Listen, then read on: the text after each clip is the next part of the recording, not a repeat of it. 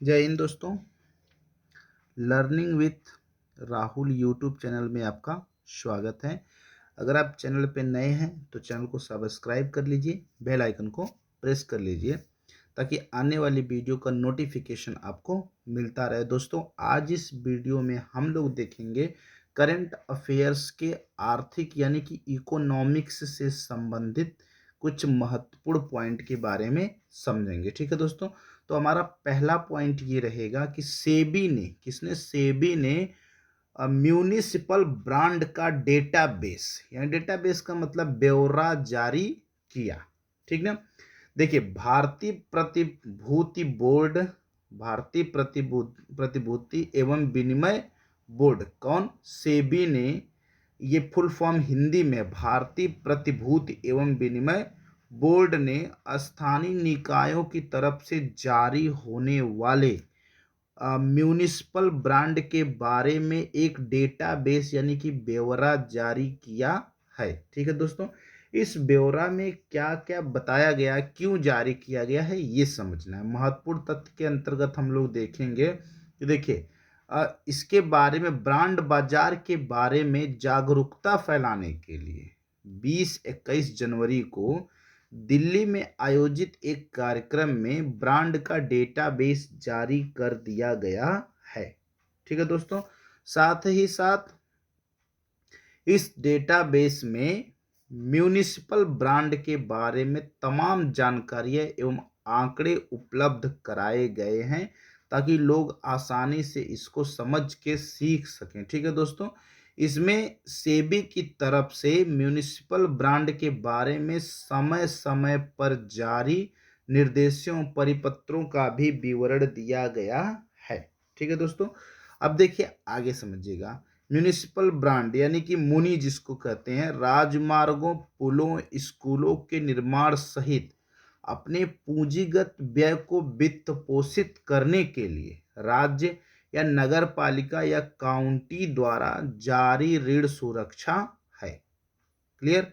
चलिए आगे समझते हैं। पूंजी बाजार नियामक यानी कि सेबी ने स्थानीय निकायों की तरफ से जारी म्युनिसिपल ब्रांड के बारे में इंफॉर्मेशनल डेटाबेस यानी कि सूचना देने वाला डेटाबेस जारी किया है।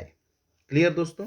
अब समझिएगा यहां से क्वेश्चन क्या बन सकते हैं। देखिए, क्वेश्चन ये बन सकते हैं कि म्यूनिसिपल ब्रांड का डेटाबेस किसने जारी किया? सेबी ने किया। ठीक, क्यों किया? क्योंकि ये लोगों में जागरूकता फैलाने के लिए ये किया गया। कब किया गया? दिल्ली में आयोजित एक कार्यक्रम में 20-21 जनवरी को। ठीक है, इसमें किसका वर्णन है? जैसे कि जो म्यूनिसिपल ब्रांड के जो जानकारियां हैं उसको दिया गया। ठीक है दोस्तों, चलिए समझिएगा, आगे चलेंगे। पॉइंट हमारा सेकंड रहेगा कि वेब कोष को, किसको? वेब कोष को एबीडी यानी कि एशियन डेवलपमेंट बैंक शीर्ष परामर्श फर्म घोषित, यानी कि एशियन डेवलपमेंट बैंक ने वेब कोर्स को शीर्ष परामर्श फर्म घोषित किया है। ठीक है दोस्तों, देखिएगा, समझिएगा।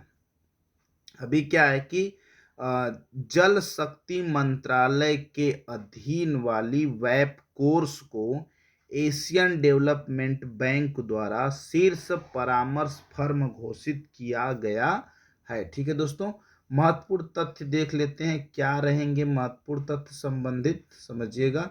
देखिए, महत्वपूर्ण तथ्य में पहला पॉइंट हम ये समझेंगे कि ये जो है यानी कि वेब कोष क्या है? जल शक्ति मंत्रालय के अधीन काम करने वाली एकमात्र भारतीय सार्वजनिक क्षेत्र की कंपनी है जिसे यह स्थान मिला है। ठीक है दोस्तों, अब देखिए दूसरा क्या है कि एडीबी द्वारा, ठीक ना, वेब कोष को एडीबी ऋण, अनुदान और ऊर्जा, परिवहन और जल एवं अन्य शहरी बुनियादी ढांचों में तकनीकी सहायता परामर्श के तहत परामर्श सेवा अनुबंधों में भारत के शीर्ष 3 सलाहकारों में शामिल किया गया है। ठीक है दोस्तों, इसे शीर्ष फर्म मतलब सलाहकार फर्म घोषित किया गया है वैपकोस को, जो कि एडीबी ऋण अनुदान ऊर्जा परिवहन जल और शहरी बुनियादी ढांचाओं से संबंधित परामर्श देगा। ठीक है दोस्तों, क्लियर है। आगे बढ़ेंगे। देखिए वैपकोस क्या है कि जल संसाधन यानी कि जल शक्ति मंत्रालय के अधीन है। विद्युत और अवसंरचना विकास के क्षेत्र में अग्रणी परामर्शी संगठन है, यानी कि परामर्श देने वाला संगठन है। ठीक है दोस्तों, क्लियर है। आगे चलेंगे। इस भारत के अलावा 51 से अधिक देशों में, कितने देशों में, 51 से अधिक देशों में वेब कोष के कार्य चल रहे हैं, परामर्श कार्य। ठीक है दोस्तों, अब थोड़ा सा समझ लेते हैं वेब कोष के बारे में। ठीक ना, देखिए वेब कोष की स्थापना हो रही है कब, 1969 में, और इसका उद्देश्य क्या रहा है कि जल संसाधन मंत्रालय यानी जल संसाधन मंत्रालय के अधीन विकासशील देशों को आईटी यानी प्रौद्योगिकी की सूचना प्रौद्योगिकी साझा करने के लिए इसकी स्थापना की गई है। ठीक है दोस्तों, अब यहाँ से क्वेश्चन क्या बन सकते हैं कि एशियन डेवलपमेंट बैंक ने किसे शीर्ष फर्म परामर्श घोषित किया है, वैपकोस को। ठीक ना, वैपकोस किसके अधीन है, जल शक्ति मंत्रालय के। ठीक ना, वैपकोस की स्थापना कब हो रही है, 1969 में। ठीक है दोस्तों, आगे चलेंगे। तीसरा टॉपिक हमारा है, तीसरा टॉपिक है कि 8 उद्योगों के सूचकांक की वृद्धि दर बढ़कर 5.4% पहुंच गई है। ठीक है दोस्तों, चलिए समझिएगा कि वाणिज्य एवं उद्योग मंत्रालय ने ये बताया कि 8 बुनियादी उद्योग के उत्पादन में 5.4% की वृद्धि दर्ज की गई है। कितने, 8 उद्योगों में कितने प्रतिशत की वृद्धि, 5.4% की वृद्धि दर्ज की गई है। ठीक है दोस्तों, क्लियर है। आगे चलेंगे। देखिए महत्वपूर्ण तथ्य के अंतर्गत समझेंगे कि देखिए मंत्रालय ने, कौन सा मंत्रालय, वाणिज्य एवं उद्योग मंत्रालय ने इन 8 बुनियादी उद्योगों की वृद्धि दर वित्त वर्ष 2022-23 में अप्रैल से नवंबर के दौरान 8% रही है। ठीक है दोस्तों, अब कच्चा तेल, प्राकृतिक गैस और रिफाइनरी के उत्पादन में नवंबर महीने में गिरावट आई है। ठीक है, साथ ही साथ 8 बुनियादी उद्योगों की वृद्धि दर अक्टूबर महीने में 0.9% रही है।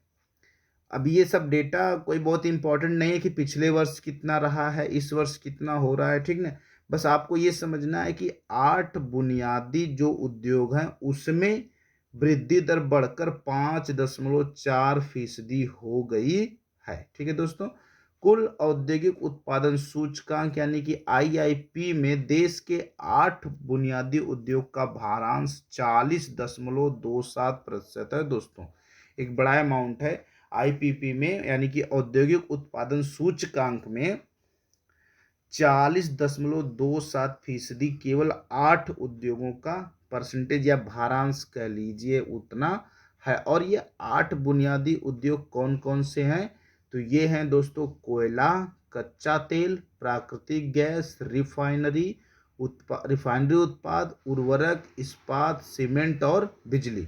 कोयला, कच्चा तेल, प्राकृतिक गैस, रिफाइनरी उत्पाद, उर्वरक, इस्पात, सीमेंट और बिजली। ठीक है दोस्तों, ये 8 क्या है, बुनियादी उद्योग रहे हैं जिनके सूचकांक में वृद्धि हुई है। ठीक ना, अब देखिए क्वेश्चंस कैसे पूछा जाएगा कि 8 उद्योगों के सूचकांक में वृद्धि कितने प्रतिशत की हुई है, 5.4% की हुई है। ठीक ना, वो 8 उद्योग कौन कौन से, इसमें से यदि दिया जाएगा इसमें से कौन 8 उद्योगों में शामिल नहीं है।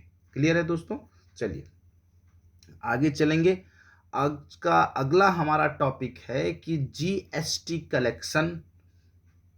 जीएसटी कलेक्शन में 15% की वृद्धि हुई। कितने प्रतिशत की दोस्तों, 15% की, और बढ़कर कितना हो गया, 1.4 लाख करोड़ रुपए से अधिक हो गया है। ठीक ना।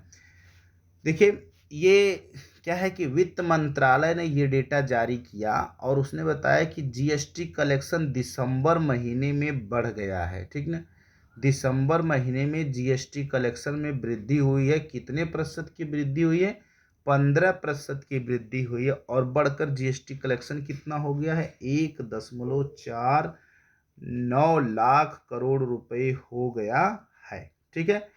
देखिए, अभी नवंबर में कितना था, 1.46 लाख करोड़ रुपए। क्लियर है। दिसंबर में कितना हो गया, 1.49 लाख करोड़ रुपए। ठीक ना। अब महत्वपूर्ण तथ्य समझ लेते हैं कि इसमें सेंट्रल जीएसटी कितना रहा है, 26,711 करोड़ रुपए, और स्टेट जीएसटी 33,357 करोड़ रुपए रहा है। ठीक है दोस्तों। चलिए, और इसमें बहुत ज़्यादा इंपॉर्टेंट टॉपिक आपका नहीं होगा।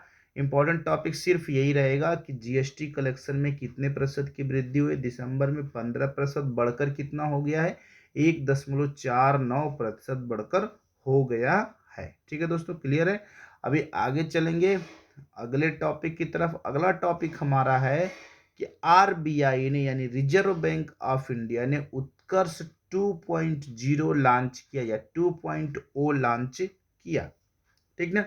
अब देखिए, आरबीआई ने उत्कर्ष नामक नियामक और पर्यवेक्षी तंत्र को मजबूत करने के लिए केंद्रीय बैंक की मध्यम अवधि की रणनीति के दूसरे चरण की शुरुआत की है।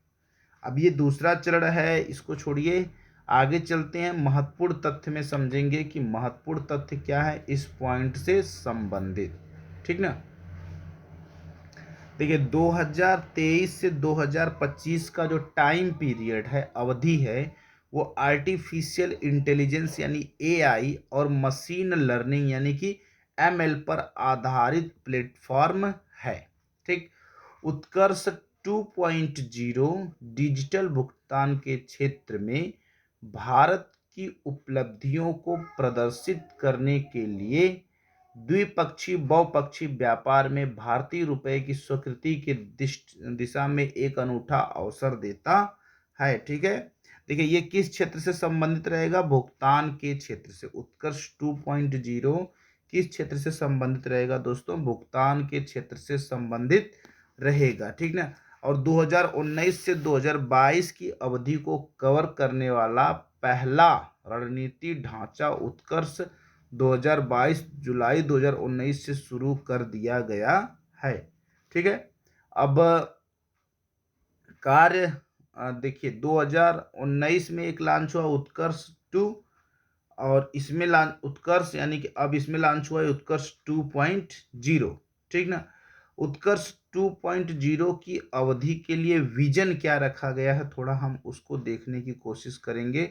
देखिए, पहली बात तो क्या है कि इसके लिए विजन क्या क्या है दोस्तों, ये समझना है। चलिए थोड़ा सा इसको जूम करते हैं। देखिए, अपने वैधानिक और अन्य कार्यों में निष्पादन में एक्यूरेसी और तीव्रता आएगी। ठीक ना।